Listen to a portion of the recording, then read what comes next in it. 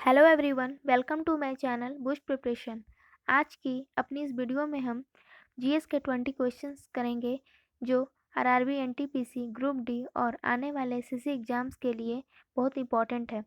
तो शुरू करते हैं। हमारा फर्स्ट क्वेश्चन है, कौन सा क्षेत्र जैव विविधता का तप्त स्थल है? भारत में जैव विविधता यानी बायोडायवर्सिटी का सबसे बड़ा हॉटस्पॉट पश्चिमी घाट को माना जाता है। अक्सर एग्जाम में ये क्वेश्चन पूछा गया है कि पश्चिमी घाट के संरक्षण के लिए किस समिति की स्थापना की गई है? गॉडगिल समिति की स्थापना पश्चिमी घाट के संरक्षण के लिए की गई है। विश्व भर में बात करें तो टोटल 36 जैव विविधता तप्त स्थल यानी 36 बायोडायवर्सिटी हॉटस्पॉट स्थित हैं। भारत में कुल 4 बायोडायवर्सिटी हॉटस्पॉट हैं: पश्चिमी घाट, पूर्वी हिमालय, इंडो बर्मन रीजन और निकोबार द्वीप समूह। आइए अब हम मैप में देखते हैं कि भारत में ये चारों हॉटस्पॉट कहाँ कहाँ स्थित हैं। सबसे पहले पूर्वी हिमालय, जिसे ऑरेंज कलर से दिखाया गया है, ये भारत का एक बायोडायवर्सिटी हॉटस्पॉट है। ग्रीन कलर में पश्चिमी घाट को दिखाया गया है। Indo Burman region blue colour से डिनोट किया गया है और निकोबार द्वीप समूह को रेड कलर से डिनोट किया गया है। ये चारों भारत के प्रमुख जैव विविधता तप्त स्थल हैं। नेक्स्ट क्वेश्चन है, अंतर्राष्ट्रीय जैव विविधता दिवस कब मनाया जाता है यानी इंटरनेशनल बायोडायवर्सिटी डे? वो 22 मई को मनाया जाता है। जैव विविधता वर्ड यानी बायोडायवर्सिटी वर्ड ब्रिटेन के एक महान वैज्ञानिक नॉर्मन मायरसे ने दिया था। गर्म रेगिस्तानों में तथा उनके चारों ओर धूल से बनने वाली मृदा को क्या कहा जाता है? गर्म रेगिस्तानों में तथा उनके चारों ओर धूल से बनने वाली मृदा को लोएस मृदा कहा जाता है। अक्सर मरुस्थलीय क्षेत्रों में हवा के द्वारा धूल तथा मिट्टी के महीन कण उड़कर किसी दूसरे भूभाग में जाकर जमा हो जाते हैं। ऐसी मृदा को हम लोएस मृदा कहते हैं। लोएस मृदा का जमाव हमेशा रेगिस्तान से दूर स्थानों पर होता है। लोएस मृदा के सबसे बड़े मैदान की बात करें तो वह उत्तरी चीन का इलाका है, जहाँ पर सबसे अधिक लोएस मृदा का जमाव है, जो एक बड़े भूभाग में फैला हुआ है। जैसा कि हम चित्र में देख सकते हैं, ये चीन का उत्तरी भाग है और यहाँ लोएस मृदा से बना ये भूभाग है। नेक्स्ट क्वेश्चन है, हवा से परागन को क्या कहते हैं? हवा से होने वाले परागन को वायु परागन कहा जाता है। इसमें एक पुष्प का परागकण दूसरे पुष्प के वर्तिकाग्र तक वायु द्वारा पहुँचता है। परागन क्या है वो हम जानते हैं। पौधों में परागन का नर भाग से मादा भाग तक स्थानांतरण परागन कहलाता है। परागन दो प्रकार के होते हैं, स्वपरागन यानी सेल्फ पॉलिनेशन और पर परागन यानी क्रॉस पॉलिनेशन। पर परागन में जब किसी फूल में परागकण उसी के पराग द्वारा होता है तो उसे हम सेल्फ पॉलिनेशन बोलते हैं। पर परागन यानी क्रॉस पॉलिनेशन उस भी पौधे के दो फूलों या उसी जाति के पौधों के बीच जो परागन होता है उसे हम पर परागन यानी क्रॉस पॉलिनेशन कहते हैं। सत्तरिया किस राज्य की शास्त्रीय नृत्य शैली है? सत्तरिया असम राज्य की शास्त्रीय नृत्य शैली है। वर्ष 2000 में सत्तरिया को शास्त्रीय नृत्य का दर्जा दिया गया था। भारत में कुल 8 शास्त्रीय नृत्य हैं। सत्तरिया नृत्य की उत्पत्ति अंकिया नार नाटक से हुई है और अंकिया नार नाटक के रचयिता संत शंकर देव हैं। आइए अब हम कुछ असम से रिलेटेड इंपॉर्टेंट क्वेश्चंस करते हैं। असम की राजधानी दिसपुर है। बांग्लादेश के साथ असम 2 बार सीमा बनाता है।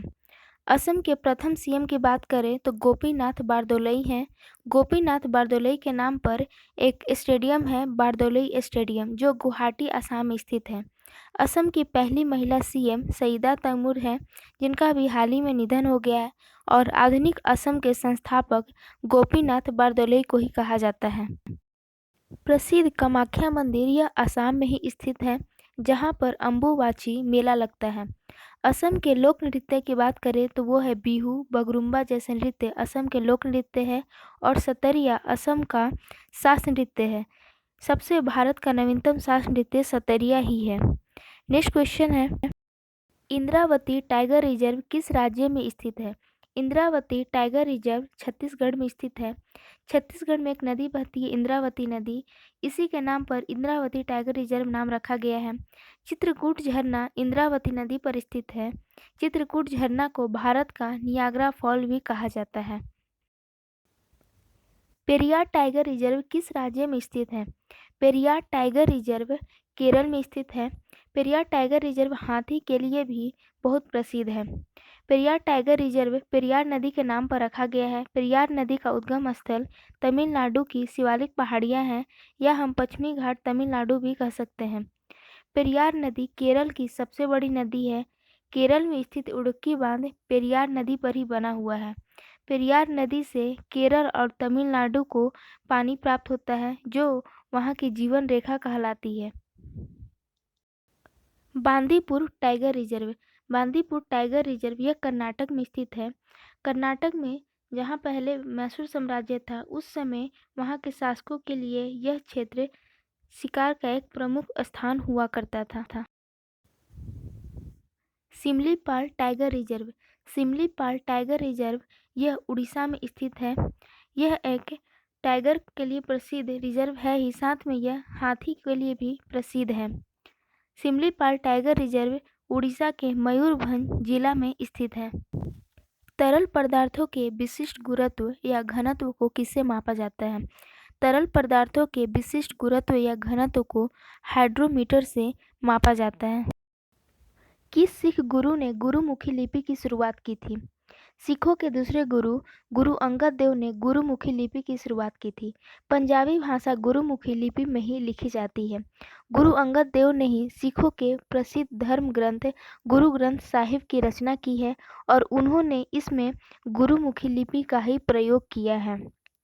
गुरु नानक देव सिख धर्म के संस्थापक थे, इसलिए सिखों के प्रथम गुरु गुरु नानक देव और सिखों के दूसरे गुरु गुरु अंगद देव को कहा जाता है।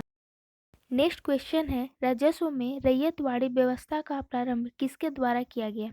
राजस्व में रैयतवाड़ी व्यवस्था का प्रारंभ अलेक्जेंडर रीड के द्वारा किया गया, साथ में उनके थॉमस मुनरो भी थे। रैयतवाड़ी व्यवस्था को 1820 में मद्रास प्रेसिडेंसी में लागू किया गया। अलेक्जेंडर रीड तथा थॉमस मुनरो ने इस व्यवस्था की रूपरेखा तैयार की, जिसके तहत उन्होंने प्रत्येक पंजीकृत यानी रजिस्टर्ड किसानों की भूमि के द्वारा उनसे राजस्व वसूली आरंभ कर दी। विश्व का सबसे बड़ा बौद्ध मंदिर कहाँ स्थित है? विश्व का सबसे बड़ा बौद्ध मंदिर इंडोनेशिया के जावा द्वीप पर स्थित है। इस मंदिर का निर्माण 9वीं शताब्दी में जावा में किया गया था। जावा तथा सुमात्रा द्वीप ये इंडोनेशिया के अधीन है।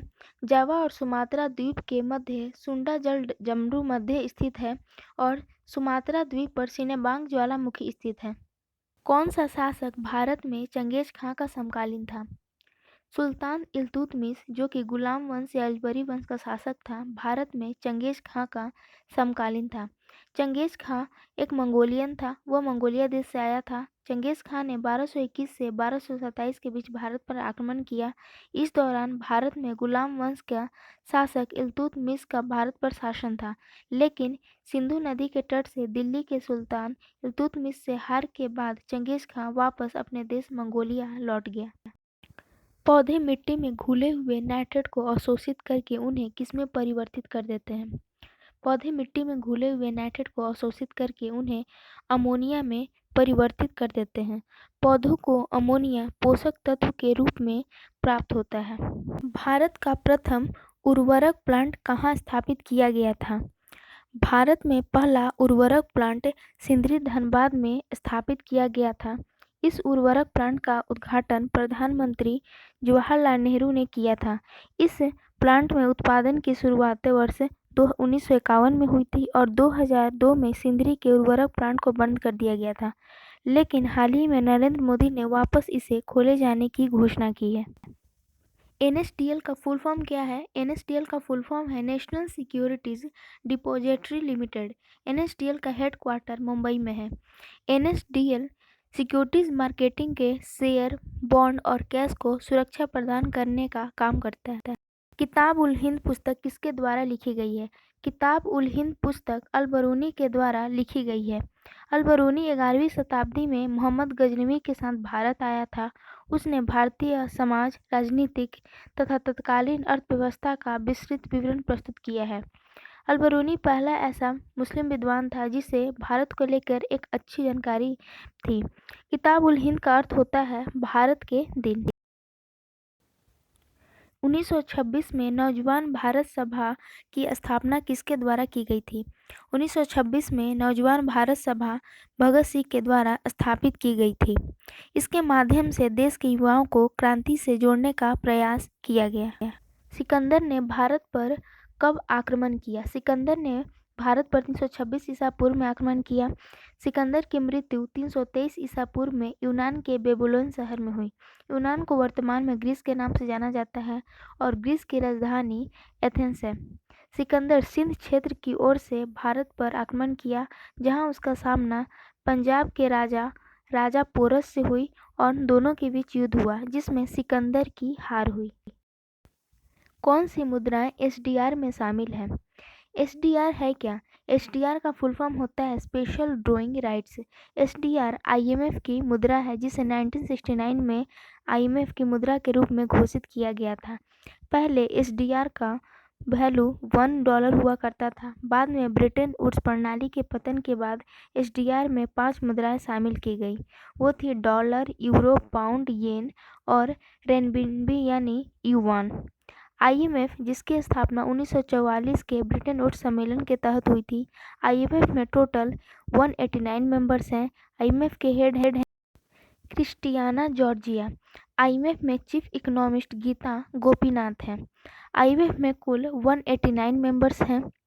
कहीं कहीं ये 190 मेंबर्स भी लिखे होते हैं और आईएमएफ की स्थापना 1944 में हुई थी। तो ये थे जीएस 20 इंपॉर्टेंट क्वेश्चंस जो एनटीपीसी एग्जाम्स, ग्रुप डी और आने वाले एसएससी एग्जाम्स के लिए इंपॉर्टेंट है। अगर आपको आरआरबी, एनटीपीसी, ग्रुप डी के प्रीवियस ईयर क्वेश्चन की सीरीज देखनी हो, उनका लिंक डिस्क्रिप्शन में दिया गया है। इसके अलावा 2021 के इंपॉर्टेंट एक्सरसाइज, सिंधु सभ्यता और वैदिक सभ्यता के previous year question, general science के इंपॉर्टेंट क्वेश्चंस और भारत के अलावा दूसरे देशों की राजधानियाँ, इन सब वीडियोस का लिंक डिस्क्रिप्शन में दिया गया है, आप देख सकते हैं। Like and subscribe my channel boost preparation. Thank you.